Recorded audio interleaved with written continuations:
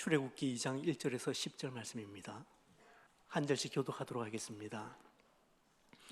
레위 가족 중 한 사람이 가서 레위 여자에게 장가들어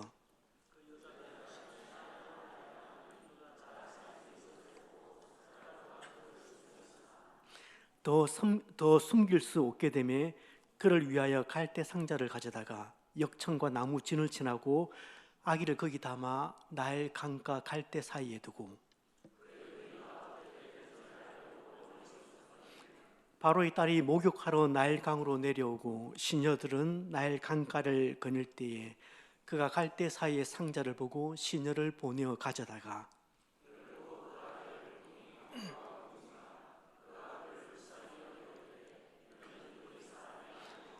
그의 누이가 바로의 딸에게 이르되 내가 가서 당신을 위하여 히브리 여인 중에서 유모를 불러다가 이 아기에게 젖을 먹이게 하리까.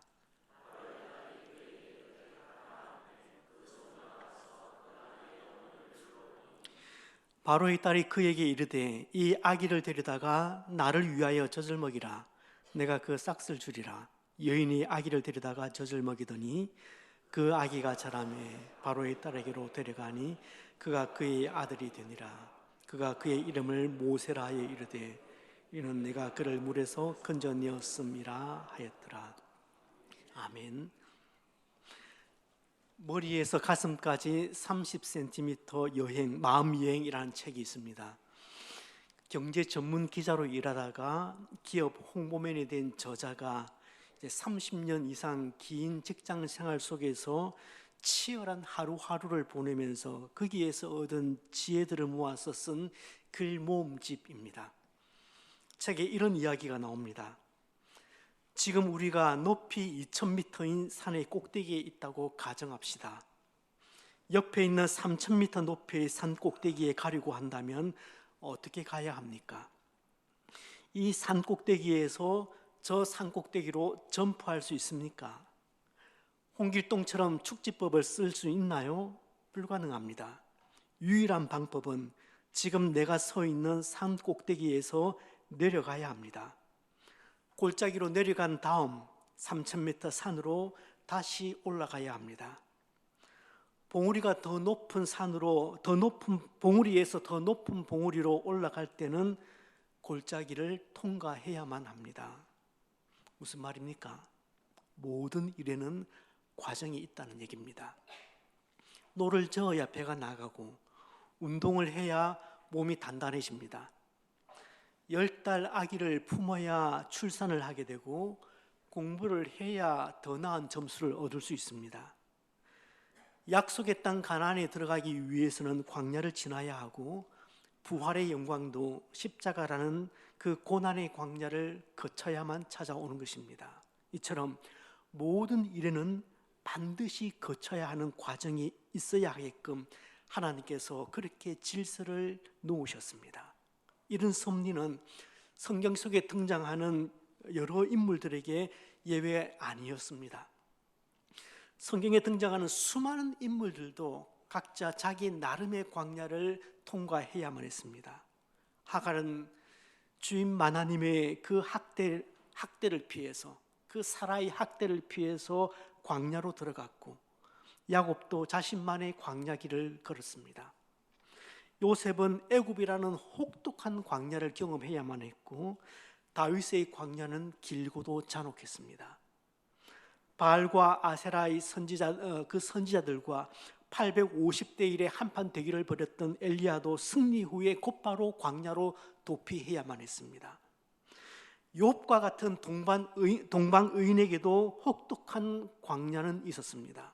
이처럼 성경의 인물들은 각자의 광야에서 철저하게 홀로됨을 경험해야만 했습니다. 무엇보다 공생애를 시작하기 전에 예수님도 광야에서 40일 동안 금식을 하시면서 사탄에게 시험을 당하셨습니다. 광야는 지나가야 할 과정입니다. 광야는 과정입니다. 하나님은 모든 인생들에게 크고 작은 인생의 광야를 통과하게 하십니다. 물론 인생의 광야로 들어서면 의문이 많아집니다. 불평이 튀어나옵니다. 하나님 왜 나를 이 광야로 들어오게 하셨습니까? 저에게 이 광야가 꼭 필요합니까? 하나님, 돌아가는 길은 없습니까? 좀 더 쉬운 길은 없습니까? 얼마나 더 가야 합니까? 도대체 이 광야의 끝은 어디입니까? 언제 끝납니까? 그런 의문을 품어도 좋습니다. 불평해도 좋습니다. 원망해도 좋습니다.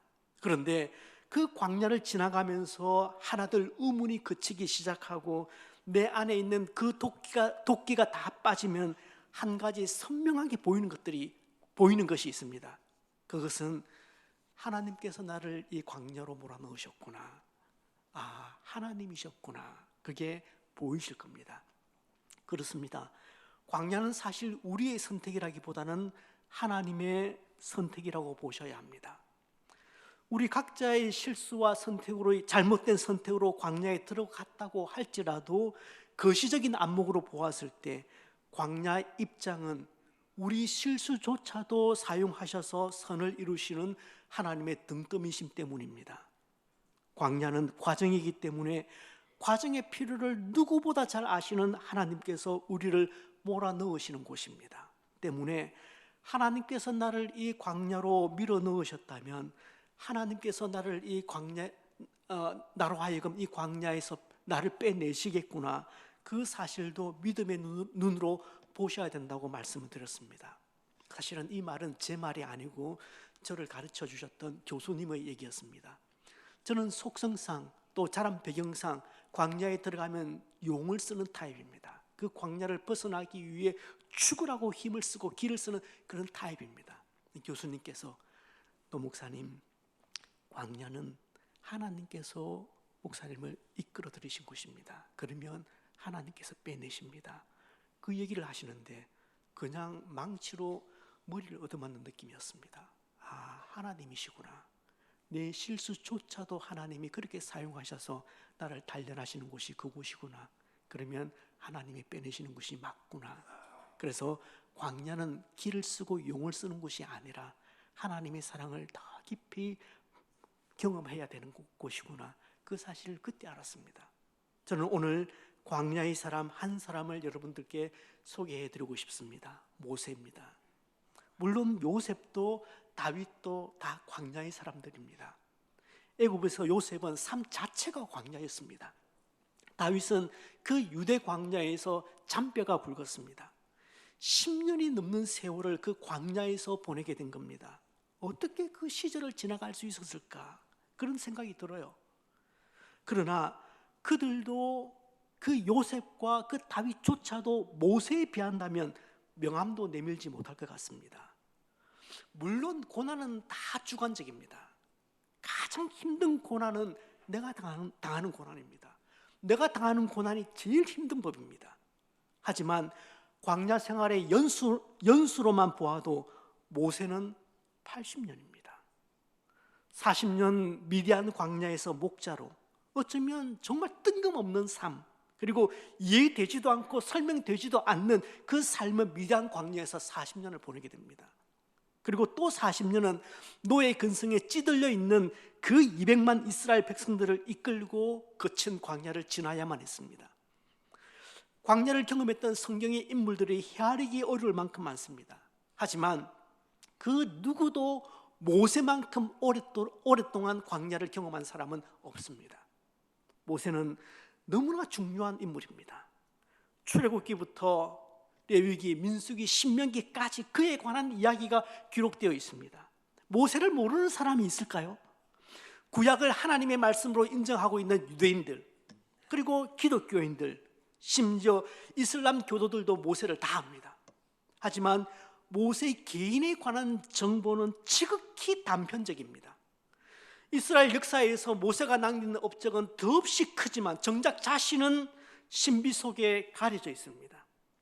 태어난 뒤에 그 호렙산에서 하나님으로부터 소명을 받기 전까지 그 인생 80년의 기록이 단 2장, 출애굽기 1장과 2장에 기록되어 있습니다. 한 인물을 살피기에는 너무 부실한 분량이지 않습니까? 사실 모세는 오늘 읽은 말씀처럼 출생부터가 하나의 드라마틱한 스토리입니다. 창세기 후반부를 통해서 야곱과 그의 가족들이 어떻게 애굽에서 정착하게 되었는지는 여러분들 잘 아십니다. 야곱은 극심한 그 가나안 땅의 흉년을 피해서 어쩔 수 없이 고향을 등지게 됩니다. 다행히 11번째 아들인 그 요셉 덕분에 애굽의 곡창지대 중 하나인 고센 지방에, 고센 땅에 자리를 잡을 수 있었습니다. 그들은 요셉의 그 거대한 그늘 아래서 생육하고 번성하였습니다. 너희 자손이 하늘의 별처럼 많아질 것이다.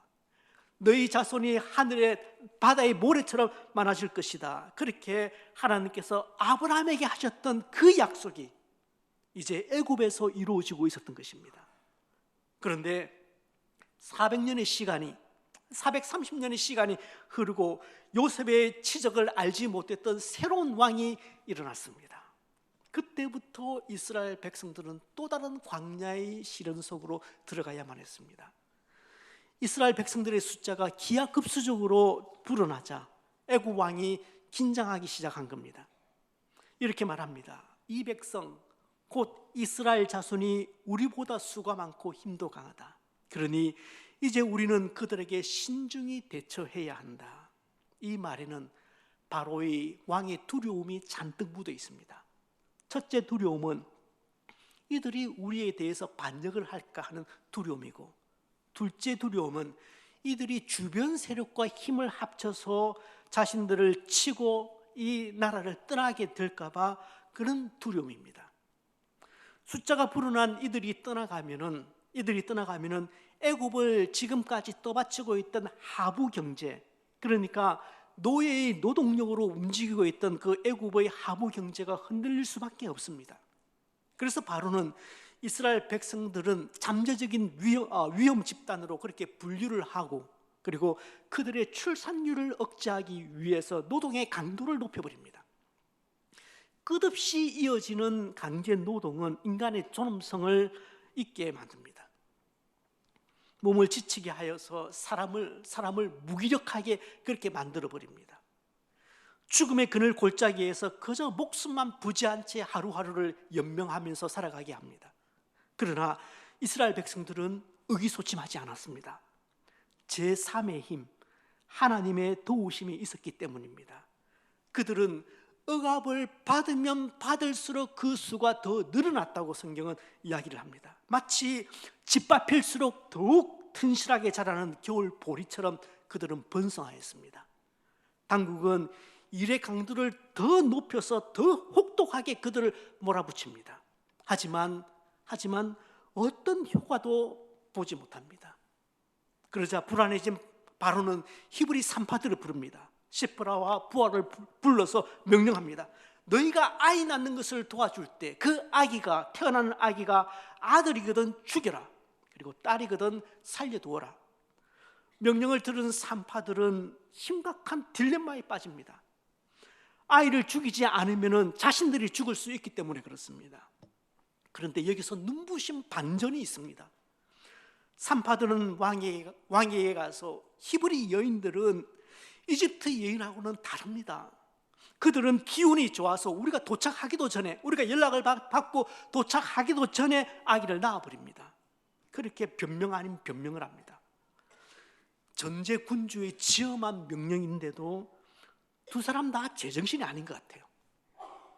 무소불위의 힘을 가지고 있는 이 애굽의 왕 앞에서 왕명을 거역하는 이런 용기를 어떻게 낼 수 있었을까요?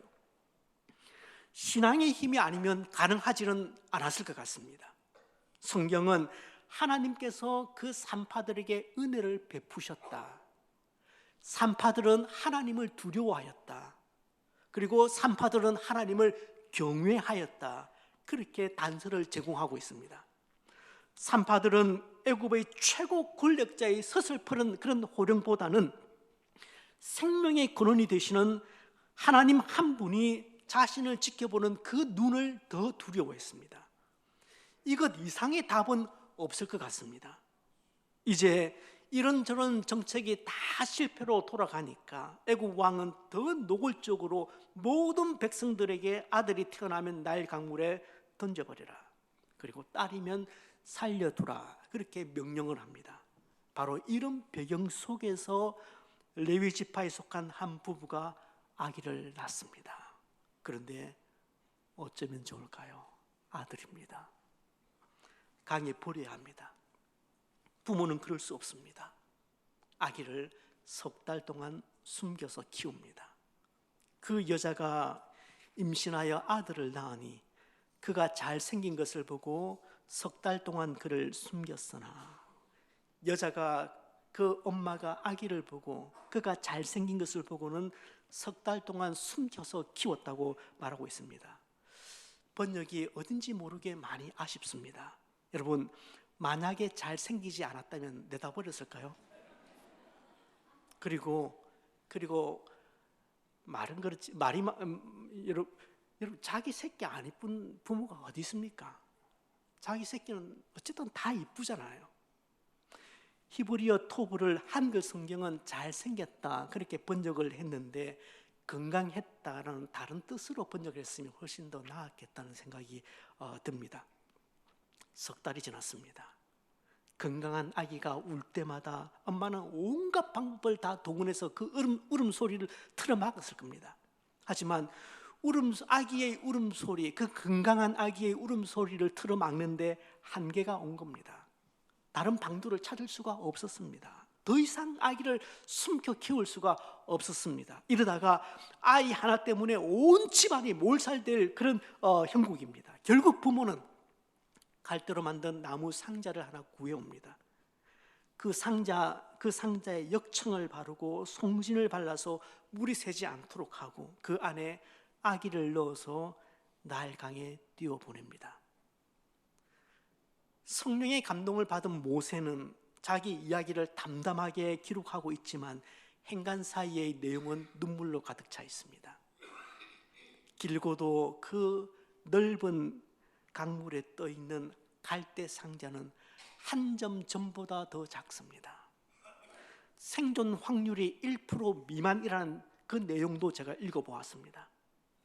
습지의 갈대밭을 배회하는 짐승이나 나일강의 악어, 아니면 큰 고기의 밥이 될 수 있었습니다. 그것도 아니라면 그 뜨거운 햇볕에 아기가 그렇게 말라서 죽을 수도 있습니다. 만약에 애굽 사람이 발견했다면 곧바로 살해될 게 뻔합니다. 이렇게 부모가 자식과 산이별을 할 때 가슴을 찢는 아픔이 이 행간사이에 있지 않겠습니까? 요즘 아주 핫한 찬양 중에 요게베스의 노래란 찬양이 있습니다. 여러분 다 들어보셨죠? 가사가 참 이분 가사 참 잘 쓴 것 같아요. 어머니 요게베스의 마음을 너무 절절하게 드러낸 것 같습니다. 제가 가사를 한번 읽어드리겠습니다. 작은 갈대 상자 물이 새지 않도록 역청과 나무 진을 칠하네. 어떤 마음이었을까? 그녀의 두 눈엔 눈물이 흐르고 흘러 동그란 눈으로 엄마를 보고 있는 아이와 입을 맞추고 상자를 덮고 강가에 띄우며 간절히 기도했겠지. 정처 없이 강물에 흔들흔들 흘러내려가는 그 상자를 보며 눈을 감아도 보이는 아이와 눈을 맞추며 주저앉아 눈물을 흘렸겠지. 너의 삶의 참 주인, 너의 참 부모이신 하나님 그 손에 너의 삶을 맡긴다. 너의 삶의 참 주인, 너를 이끄시는 주 하나님 그 손에 너의 삶을 드린다. 어린 아기의 운명은 이제 부모의 손을 떠났습니다. 부모는 더 이상 자신들의 능력으로 이 아기를 보호할 수가 없습니다. 이제 이 아이의 삶에 관한 모든 것은 온전히 하나님 손 위에 있습니다. 갈대 상자는 하나님의 인도와 하나님의 보호를 의미합니다. 마침 바로의 딸이 시녀들과 함께 강가로 나왔다가 갈대숲에서 그 상자를 발견합니다. 여러분이 아기가 울고 있습니다. 울고 있는 남자 아기가 히브리 사람의 아기라는 것을 단박에 알았습니다. 히브리 사람과 애굽 사람 표납니다. 하지만 공주에게 그 순간 불쌍한 마음이 들었습니다. 산의 아기는 다 죽이라는 왕의 지엄한 명령이 있다는 사실을 누구보다 잘 알고 있지만 공주가 히브리 백성의 아기를 불쌍히 여겼다는 이 말은 하나님께서 공주의 마음을 바로 그때 만지셨다, 그 외에는 설명할 도리가 없습니다. 그렇게 기적적으로 아기는 살아나게 되고 공주의 아들로 입양이 됩니다. 그렇게 40년 동안 성경의 역사가 멈추어 버린 듯 싶었습니다. 그런데 모세는 어떤 하나의 큰 사건에 휘말리게 됩니다. 동족 히브리 사람이 애굽 사람, 아마도 작업 반장쯤 되겠죠. 그런 작업 반장에게 부당하게 매를 맞는 장면을 보게 되는 겁니다. 그 순간 모세의 온몸에 뭉쳐있던 피가 거꾸로 솟게 됩니다. 주변에 아무도 없음을 확인하고 애굽 사람을 그 자리에서 응징을 해버린 겁니다. 그리고 시체는 모래 속에 파묻어 버렸습니다. 범인은 범죄 현장에 반드시 다시 온다, 그 말이 있죠. 모세는 이튿날 다시 히브리 사람의 노동 현장을 찾아왔습니다. 그때 이번에는 히브리 사람들이, 이스라엘 사람들이 서로 간에 심각하게 싸우는 장면을 목격하게 됩니다. 타지에서 동족끼리 힘을 합쳐도 모자란 판에 이렇게 서로 싸우고 있으니까 바라보는 모세의 입장에서 얼마나 한심했겠습니까? 모세가 왜 동포끼리 싸우냐며 그렇게 한 소리 합니다. 그래서 그 중에 한 사람이 대들면서 대뜸 이렇게 이야기를 합니다. 누가 우리를 다스리는 자와 재판관으로 삼았느냐? 너가 애굽 사람을 죽인 것처럼 나도 죽이려느냐? 본눈이 있었던 겁니다. 헤럴드 쿠시너라는 학자는 그렇게 말한 사람은, 방금 이렇게 말한 사람은 전날 애굽 사람에게 매를 맞았던 사람일 것이라고 그렇게 추정을 합니다. 아무튼 이 소식은 주변 사람들을 통해서 절대 들어가지 말아야 할 애굽 왕 바로의 귀까지 들어가게 됩니다. 바로는 지체 없이 모세를 죽이려고 합니다.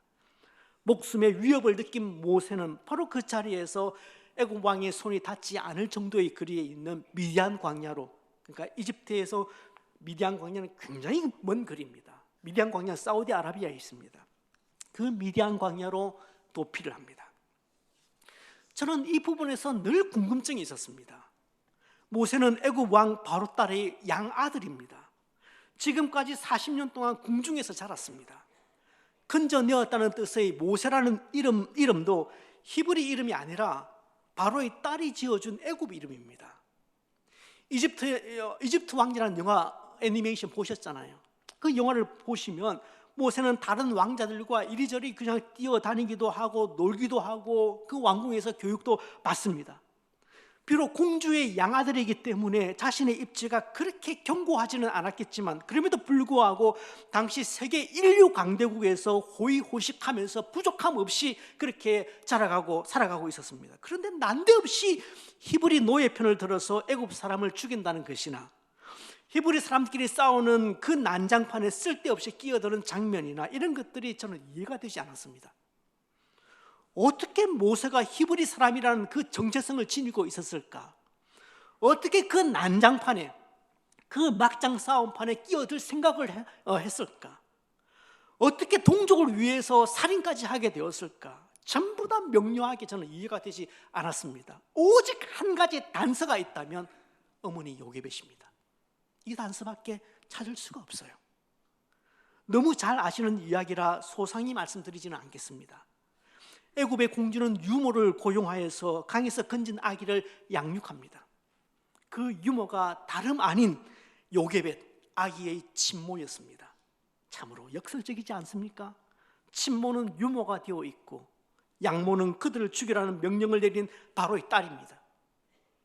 그 누구도 하나님의 플랜 A가 무엇인지 짐작하지도 못하지만 신실하신 하나님은 이 애굽이라는 인큐베이터 안에서 장차 이스라엘 백성들을 가나안으로 인도해낼 한 사람을 그렇게 드라마틱하게 준비시키고 있었던 것입니다.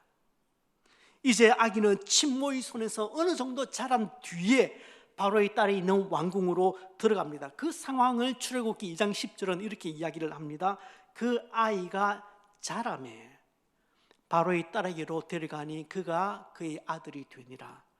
그가 그의 이름을 그때 모세라 지어주는 겁니다. 그래서 이는 내가 그를 물에서 건져내었습니다. 그렇게 얘기를 하죠.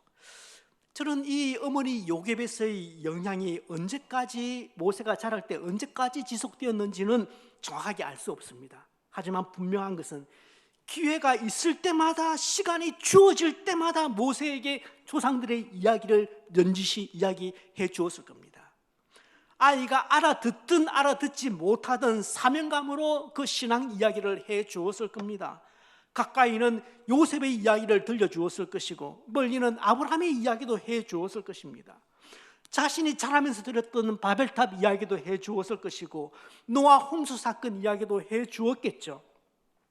무엇보다 천지를 창조하신 하나님에 관한 이야기를 차근차근 가랑비에 옷 적듯이 그렇게 해 주었을 것입니다. 모세는 유모이자 어머니인 이 요게벳으로부터 그 영향을 받았을 것이라고 생각합니다. 이 부분에서 우리 부모들, 특별히 우리 여성분들 잘 들어주시길 바랍니다. 모태에 있는 동안 아기는 육체적으로 성장할 뿐만 아니라 정신도 영혼도 함께 형성됩니다. 그러니 신불신을 떠나서 다태교를 강조합니다. 모태에 있는 동안 엄마가 먹고 듣고 느끼고 보고 행하는 모든 것들은 아기의 정서를 형성하는 데 직간접적으로 영향을 미칠 수밖에 없습니다. 눈에 보이지는 않지만 태중의 아이는 엄마를 통해서 모든 것을 보고 듣고 느낍니다. 바로 이런 이유 때문에 잉태되는 모든 생명은 무조건적으로 환영받아야 됩니다. 잉태되는 순간 무조건적으로 환영받아야 됩니다. 여기서 아기를 품고 있는 엄마의 역할은 지대하게 중요합니다.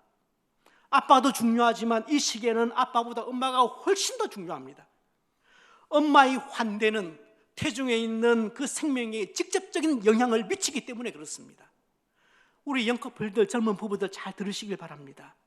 임신과 출산에 대한 계획은 결혼한 당사자 여러분 두 사람이 그 두 사람의 상황과 신념에 따라서 그렇게 세우시면 됩니다.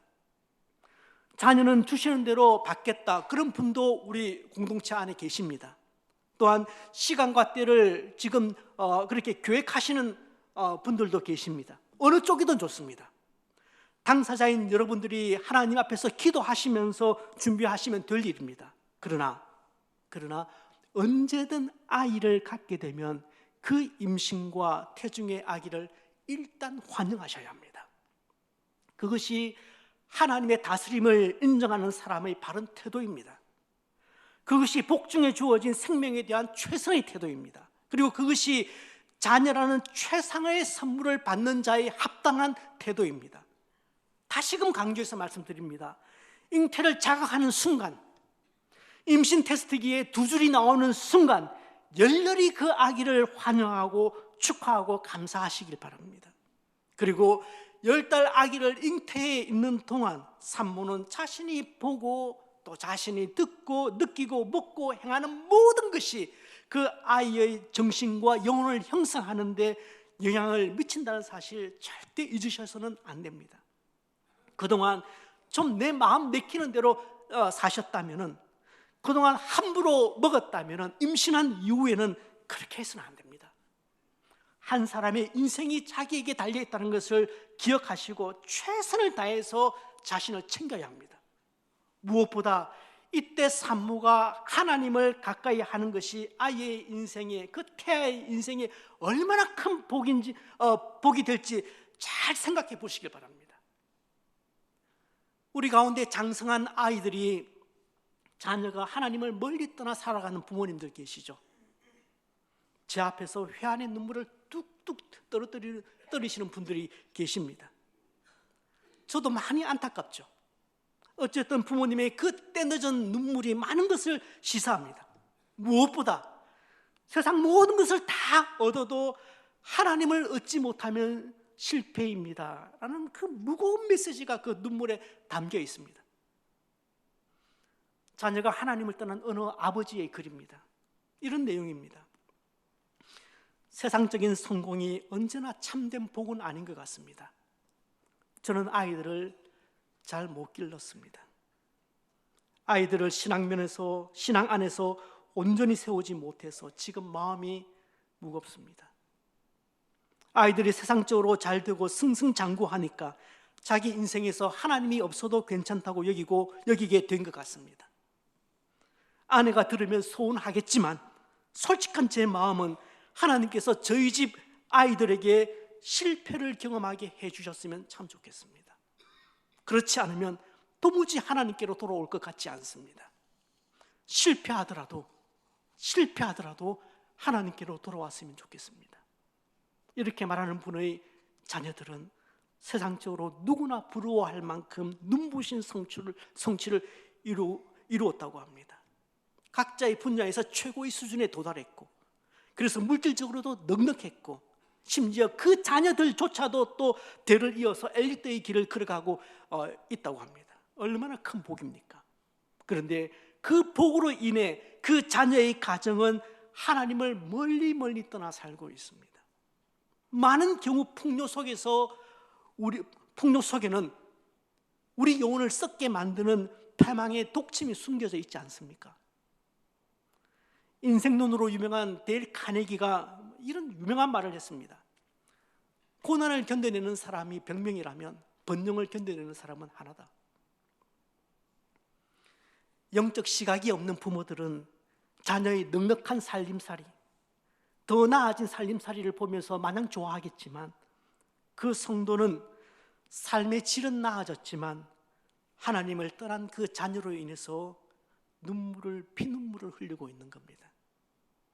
성도 여러분, 세상 모든 것을 다 얻어도 하나님을 잃으면 돌이킬 수 없는 재앙이라는 사실을 믿으시길 바랍니다. 여러분, 그러셔야 합니다. 부모 여러분, 그러셔야 합니다. 반드시 이런 시각 가지셔야 합니다. 세상 모든 것을 다 얻는다 할지라도 하나님 잃으면 돌이킬 수 없는 재앙이라는 사실을 우리가 인정하셔야 합니다. 그래야 자녀를 세상에 빼앗기지 않을 수 있습니다. 세상과 짝하며 믿음을 떠난 여러분 자녀들이 있다면 그 아이들만 또한 원망할 것이 아니라 아이가 자랄 때 세속적인 가치관으로 자녀를 양육해 오지는 않았는지 우리 자신을 한번 돌아볼 일입니다. 자녀가 머리가 커지면서 앞뒤가 다른 그 부모의 신앙에 반항하면서 하나님을 떠나가지는 않았는지 우리가 돌아보셔야 합니다. 올해 어머니 기도회가 시작되었습니다. 자녀들을 세상이란 이 강물에 떠내려 보낼 수는 없다, 자녀를 위해서 기도하지 않을 수가 없다고 생각하는 어머니들이 일어선 겁니다. 참 잘하셨습니다. 너무너무 잘하셨습니다. 어머니들의 간절한 기도 속에서 우리 자녀들이 올바로 세워지기를 기도하고 또한 응원합니다. 자녀의 미래를 하나님께 맡기는 그 기도의 갈대 상자가 여러분의 아이들을 살려낼 것입니다. 아울러 자꾸만 세상의 가치관, 세상 부모들의 가치관을 따라가려고 하는 우리 신앙 어머니들의 가치관도 올바로 정립될 수 있는 그 기도의 안에서 기도하며 또 같이 나누는 동안 또 그렇게 올바른 가치관이 정립될 수 있기를 또한 확신합니다. 성도 여러분, 소명교회 안에서 제2의 요괴벳이, 제3의 요괴벳이 나올 수 있도록 그런 환경을 만들어주는 것도 못지않게 중요합니다. 아이들은 한 가정의 자녀이면서 동시에 우리 신앙 공동체의 자녀이기 때문에 그렇습니다. 교회는 성도들의 자녀들을 지켜 넣어야 할 갈대 상자입니다. 세속의 거친 물이 이 안으로 들어오지 않도록 성령과 기도를 따라서 역청을 바르고 방수를 해야 합니다. 제2, 제3의 요괴뿐만 아니라 이 안에서 제2의 모세가, 제3의 모세가 나올 수 있도록 교회는 견고한 갈대 상자가 되어야 합니다. 이 점에 있어서 저는 소명교회 담임 목사로서 먼저는 우리 당회원들에게 그리고 우리 장년들에게 깊은 감사를 드립니다. 여러분의 배려가 있었기 때문에, 우리 장년 여러분들이 배려가 있었기 때문에 3040들이 다시 교회로 모여들었습니다. 교회가 내용을 겪으면서 너무 많은 젊은 가정들이 뿔뿔이 흩어져 버렸습니다. 제가 부임을 했을 때 젊은 가정들은 손에 꼽을 정도였습니다. 그나마 남은 가정들 중에서 또 몇 가정은 교회를 제가 부임하자마자 몇 달 안에 또 떠나갔습니다. 교회가 겪었던 그 아픔에 대해서 새로 부임한 목사가 판결을 내려주기를 원했고, 더 직접적으로 말하면은 자신들의 이야기를 듣고 자신들의 편이 되어주기를 원했을 겁니다. 저는 그럴 수 없었습니다. 저는 누구의 편에도 설 수 없었습니다. 아마도 코로나가 바로 겹치는 통에 교회를 모을 수가 없었고, 그래서 젊은 가정들이 교회를 떠나가는 충격이 미미하게 여러분들이 느껴졌겠지만, 교회 학교의 미래가 저는 상당히 불안했습니다. 그 과정에서 젊은 가정들이, 그 30대들이 분위기에 휩쓸릴 수 있는데, 그때 마지막까지 자리를 지켜주었던, 지난번에도 한번 말씀드렸나요? 우리 이충희 집사님, 김은용 집사님, 조규조 집사님, 강병우 집사님, 참 제가 마음으로 큰 감사를 드리고 있습니다. 그런 과정에서 장년들이, 우리 좀 더 올드한 세대들이 그 젊은 그룹들에게 조금씩 더 마음의 문을 열었습니다. 예전보다 더 이해하려고 애를 썼고 좀 더 배려하기 시작했습니다. 피부로 느껴질 정도로 3040 세대에게 투자하기 시작했습니다. 젊은 그룹들을 위해서, 그 자녀들을 위해서 좋은 컨텐츠를 계속 만들어내려고 했고, 또 성도들이 그 일에 헌신하기 시작했습니다. 사무실도 이전보다 3배가 넘는 크기로 늘었습니다. 처음 사무실을 보는 순간 그 안에 있는 성도님, 몇 분 되지도 않았지만 그 성도님들이 온전히 예배 드릴 수 없는 환경인 것을 알고 사무실 고칩시다, 장로님들에게 그 얘기를 했습니다. 그래서 사무실을 고치기 시작했는데 저 위를 싹 다 쓸어서 사무실을 저기서부터 저 끝까지 만들어놨습니다.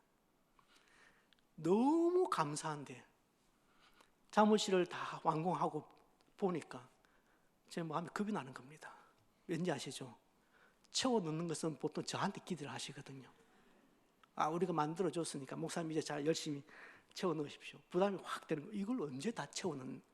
그런데 하나님께서 큰 은혜 주셔서 몇 달 전부터 벌써 이제 사무실에 감기가 돌 때를 제외하고는 사무실이 복잡해서 이제 저 사무실을 좀 늘려야 된다는 이야기가 벌써 나오고 있습니다.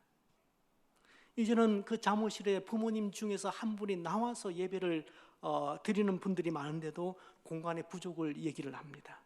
대략 난감하면서도 우리 더 이상 공간을 만들어낼, 저는 이런 데 좀 둔한 편이어서 공간이 안 보이거든요. 그런데 그러면서도 한편 행복한 고민입니다. 우리 교회는 교회의 고령화로 그대로 진입할 뻔했던 교회입니다. 그걸 여러분들이 막으신 겁니다. 그래서 지금 보시듯이 아주 조화롭게 구성이 되어 있습니다. 코로나가 터졌던 첫 해에는 우리가 새가족을 안 받았습니다. 그 뒤로 5년 동안 310몇 명이 들어왔는데 그 중에 160명이 3040입니다. 올해 1, 2월 20명 정도의 새가족이 등록되셨는데 70%가 2030입니다.